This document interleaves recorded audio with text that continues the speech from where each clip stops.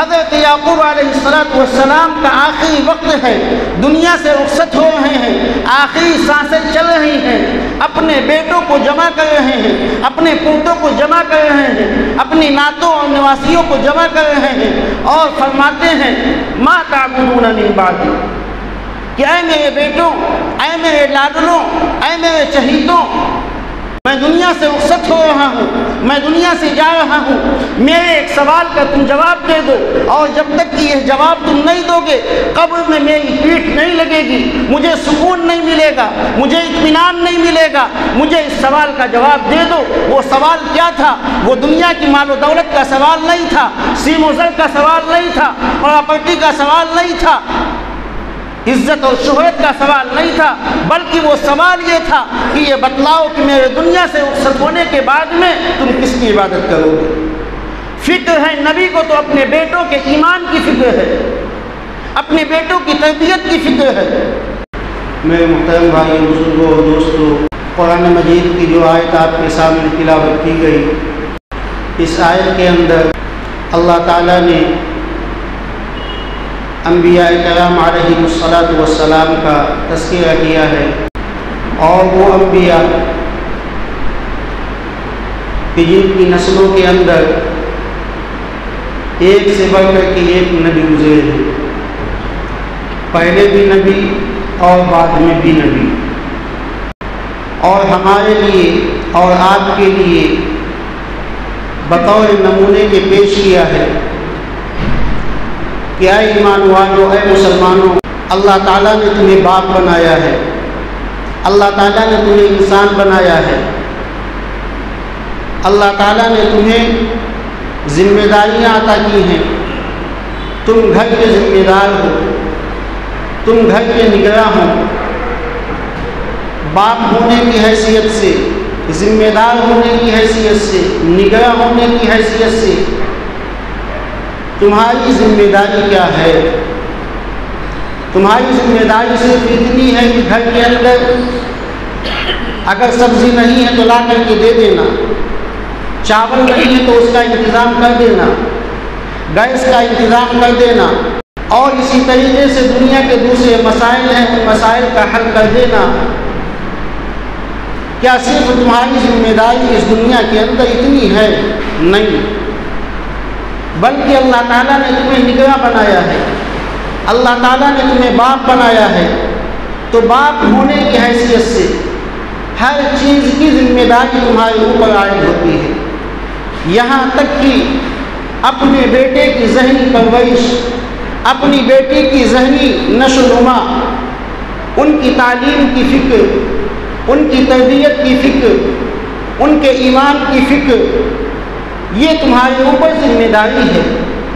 صرف کھانے اور پکانے ہی کی ذمہ داری نہیں، بلکہ ان تمام ذمہ داریوں کے ساتھ ساتھ ایک باپ کی ذمہ داری اور سب سے بڑی ذمہ داری یہ ہے کہ وہ اپنے بیٹے اور اپنی بیٹی کے سلسلے میں اس کے ایمان کی فکر کرے، اس کی تربیت کی فکر کرے کہ میرا بیٹا یا میری بیٹی جس اسکول کے اندر جا رہا ہے یا جا رہی ہے، اس اسکول کے اندر کیا پڑھایا جا رہا ہے۔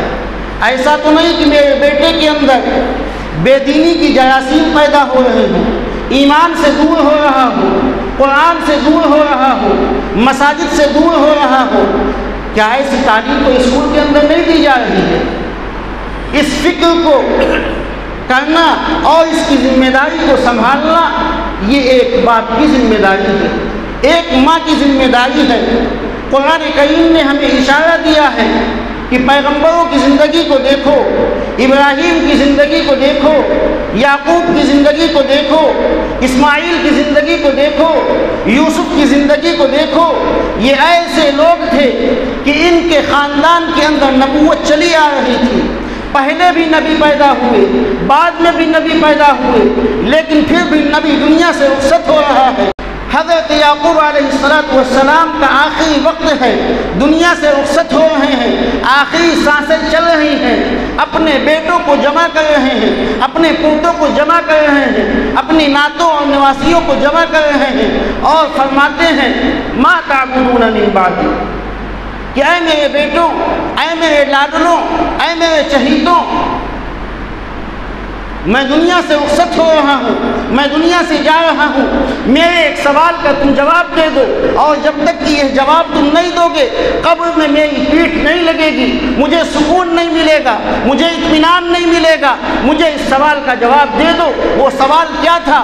وہ دنیا کی مال و دولت کا سوال نہیں تھا، سیم و زر کا سوال نہیں تھا، پراپرٹی کا سوال نہیں تھا، عزت اور شہرت کا سوال نہیں تھا، بلکہ وہ سوال یہ تھا کہ یہ بتلاؤ کہ میرے دنیا سے رخصت ہونے کے بعد میں تم کس کی عبادت کرو گے؟ فکر ہے نبی کو تو اپنے بیٹوں کے ایمان کی فکر ہے، اپنے بیٹوں کی تربیت کی فکر ہے، جبکہ نبی کا خاندان ہے، نبی کا گھرانہ ہے۔ تو ان تمام بیٹوں نے کہا کہ نعبد الہک و الہ آبائک ابراہیم و اسماعیل و اسحاق، کہ اے ابا جان، ہم آپ کے معبود، ابراہیم کے معبود، اسحاق کے معبود ایک خدا واحد کی عبادت کریں گے، اس کے علاوہ ہم کسی کے سامنے سر جھکانے کے لیے تیار نہیں۔ ایسی تربیت انبیاء علیہ السلام نے اپنے بیٹوں کی تھی۔ تمہیں بھائی اس وقت میں تربیت کی ضرورت ہے۔ آج ہمارا بیٹا مسجد کیوں نہیں آتا ہے؟ آج ہماری بیٹی نماز سے کیوں دور رہتی ہے؟ اخلاق سے کیوں دور رہتی ہے؟ اسلامی اقدار و روایات اس کو پسند کیوں نہیں آ رہے ہیں؟ اسلامی طرز کے اوپر کھانا کھانا اس کو پسند کیوں نہیں آ رہا ہے؟ اسلامی طرز کے کپڑے اس کو پسند کیوں نہیں آ رہے ہیں؟ نبی پاک علیہ السلام نے جو طریقہ اختیار کیا ہے وہ طریقہ ہمارے بیٹے اور بیٹی کو پسند کیوں نہیں آ رہا ہے؟ اس کی وجہ یہی ہے کہ ہم نے اس کی تربیت نہیں کی ہے۔ بچپن میں اگر ہم نے اس کی تربیت کی ہوتی، ہم نے اس کو سمجھایا بجھایا ہوتا، نبیوں کے قصے اس کے سامنے سنائے ہوتے، تو میرے بھائی یہ بچہ دین اسلام کا داعی بنتا۔ بچپن کی جو چیز ہوتی ہے آپ نے سنا ہوگا کہ بچپن میں بچے کو بہترین غذا دی جاتی ہے۔ کیوں؟ تاکہ اس کی نشو و نما صحیح ہو، پروان اچھی طریقے سے چڑھے، خوبصورت بھی ہو، خوبصورت بھی ہو، تندرست بھی ہو، اس کی دوا کا، اس کا علاج کا، اس کے کھان پان کا اور اسی طریقے سے دیگر ضروریات کا ہر طریقے سے خیال رکھا جاتا ہے۔ اگر وہ بیمار ہو گیا تو اس کی بیماری کے اندر بہترین ڈاکٹر آپ تجویز کرتے ہیں اور اچھے سے اچھے ڈاکٹر کو سے علاج کراتے ہیں، کیونکہ اگر ذرہ برابر بھی اس کے علاج میں کمی رہ گئی اور اس کا علاج نہ ہوا اور مرض اس کے بدن کے اندر باقی رہ گیا تو چونکہ بچپن کا مرض ہے تو یہ 55 تک چلے گا۔ اگر ابھی ہم نے اس کی دوا نہ کی تو یہ معذور ہو جائے گا، ذہنی طور سے پریشان رہے گا، تو بچپن میں اس کی اچھی طریقے سے دوا ہوتی ہے۔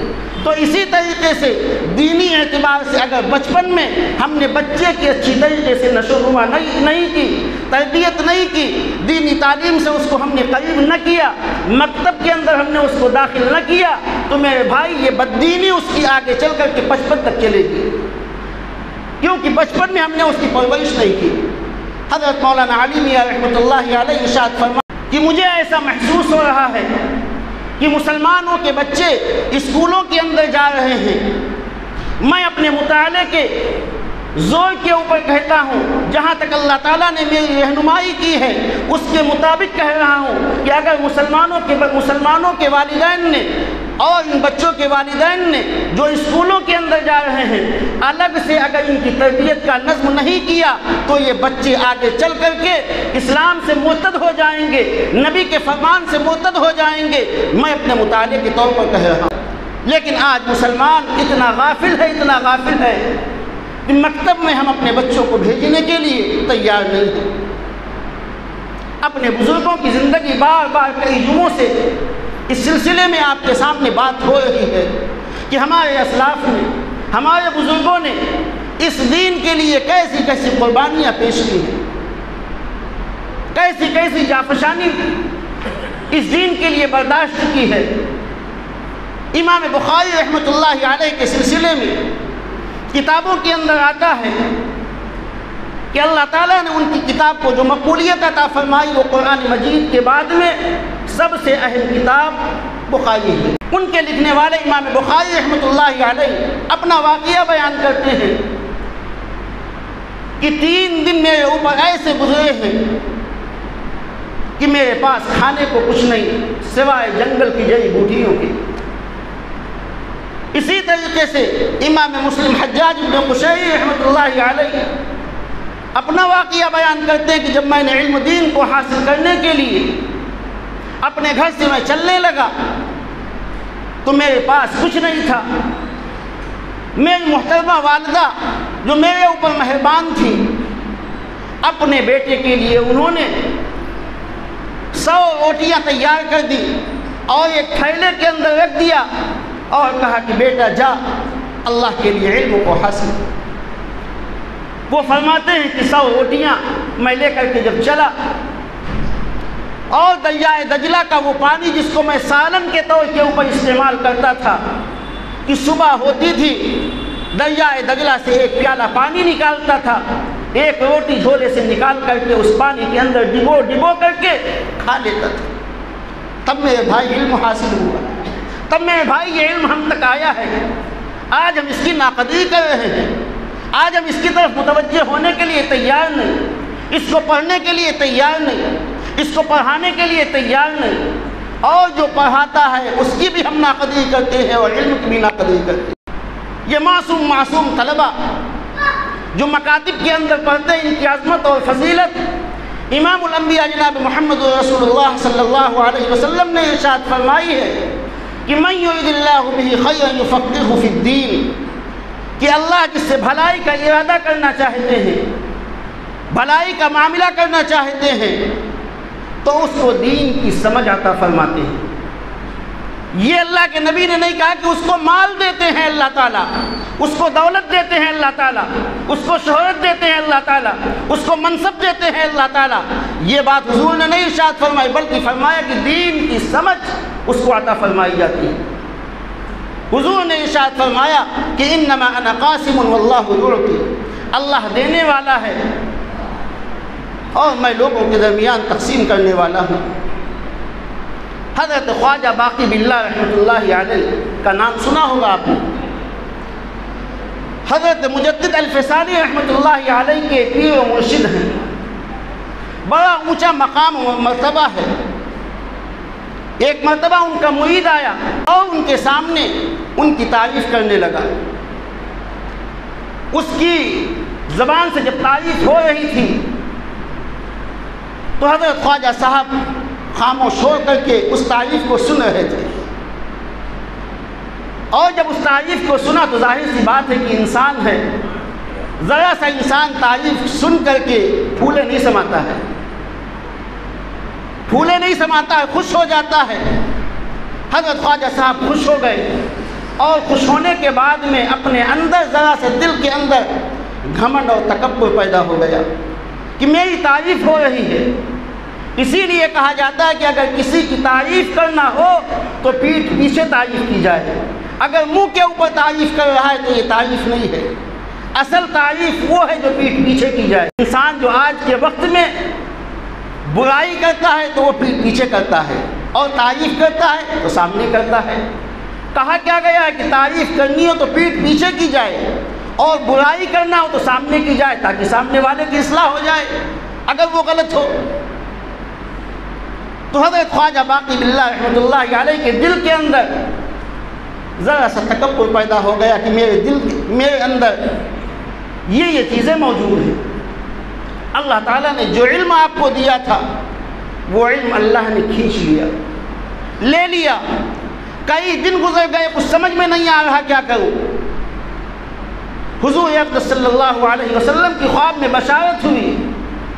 حضور سے پوچھا کہ اے اللہ کے نبی، میرا یہ حال ہے اور اس حال کو دور کرنے کے لیے مجھے کیا کرنا ہے؟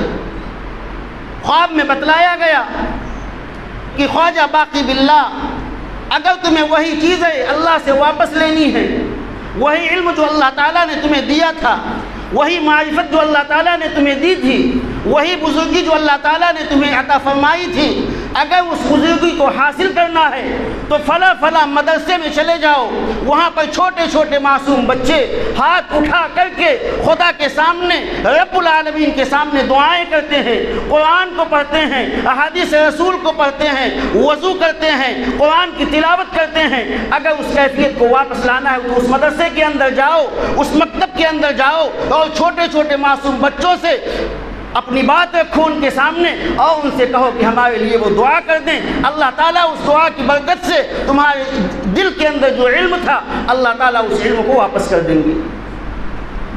یہ ہے فضیلت۔ مکتب کے اندر جو قرآن مجید پڑھایا جاتا ہے، سمجھایا جاتا ہے، کیا دنیا کے اندر 24 گھنٹے میں اس سے زیادہ کسی جگہ کے اوپر قرآن پڑھا جاتا ہے؟ آپ بتا دیجئے، کہیں پر پڑھا جاتا ہو اس سے زیادہ قرآن مجید کی 24 گھنٹے میں شاید 6 گھنٹے یا 7 گھنٹے وہ طلبہ سوتے ہیں ورنہ قرآن کی تلاوت ہو رہی ہے۔ تو اس سے زیادہ پاکیزہ اور اس سے زیادہ مقدس جگہ کوئی ہے؟ خواجہ صاحب وہاں پہنچتے ہیں، استاد اور شاگرد سب کھڑے ہو جاتے ہیں ادب کی وجہ سے کہ خواجہ صاحب آ گئے، خواجہ صاحب آ گئے۔ خواجہ صاحب کی آنکھوں سے آنسو نکل رہے ہیں، رو رہے ہیں، اور آپ نے اپنا واقعہ بیان کیا کہ اے عزیز طلبہ، اے معصوم بچوں، اے قرآن کے پڑھنے والوں، میرا یہ حال ہو چکا ہے، تم میرے لیے خدا سے دعا کرو، اللہ سے دعا کرو کہ اللہ مجھے وہی علم وہی معرفت نصیب فرما دے۔ ان چھوٹے چھوٹے بچوں نے ہاتھ اٹھا کر کے دعائیں کی، اللہ تعالیٰ نے وہی چیز آپ کو پھر سے عطا فرما دی۔ تو میرے بھائی، علم سے ہم جڑے، علم کی نسبت اللہ تعالیٰ نے اپنی طرف کی ہے، اور علم سے جب ہم جڑیں گے تو اللہ تعالیٰ ہمیں بلندیاں عطا فرمائے گا، اللہ تعالیٰ ہمیں ترقی عطا فرمائے گا، اللہ تعالیٰ عزتیں عطا فرمائے گا، اللہ تعالیٰ بلندی اور فتح عطا فرمائے گا۔ ایک نام آپ نے سنا ہوگا ہندوستان کے اندر، ڈاکٹر امبیڈکر کا۔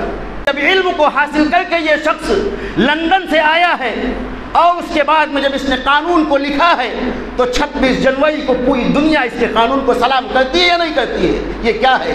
یہ علم کی دولت ہے۔ علم ہے تو آپ آگے بڑھتے چلے جائیں گے، علم نہیں ہے آپ کو پیروں سے مسل دیا جائے گا، آپ کو نیست نابود کر دیا جائے گا، آپ کو ختم کر دیا جائے گا۔ ایسا شخص جس نے ملک کا قانون لکھا اس کے قانون کو دنیا آج سلام کرتی ہے۔ علم کے اندر آپ آگے بڑھیں تب دنیا آپ کو سلام کرے گی، دنیا آپ کے پیر چھوئے گی، دنیا آپ کے ہاتھوں کو چومے گی۔ آپ علم سے بھاگیں گے تو یاد رکھیے ہمیشہ آپ مزدوری کرتے رہیں گے۔ علم کے اندر اللہ تعالیٰ نے وہ طاقت رکھی ہے کہ انسان کے پاس جب علم ہوتا ہے تو وہ علم کی بنیاد کے اوپر بات کرتا ہے، دلائل کی بنیاد کے اوپر بات کرتا ہے۔ یہ مکاتب جو چھوٹے چھوٹے یہ قائم ہیں، ان مکتبوں کی قدر کیجیے، ان مکاتب سے جڑیے۔ کوئی ہمارے علاقے کے اندر کوئی بچہ کوئی بچی ایسی نہ رہ جائے جو مکتب سے دور رہے۔ اپنی ذمہ داری کو ہم سمجھیں، اللہ تعالیٰ نے ہمیں باپ بنایا ہے، ذمہ دار بنایا ہے، اس ذمہ داری کو محسوس کریں اور مکتب کے اندر اپنے بچوں کو ضرور بھیجیں۔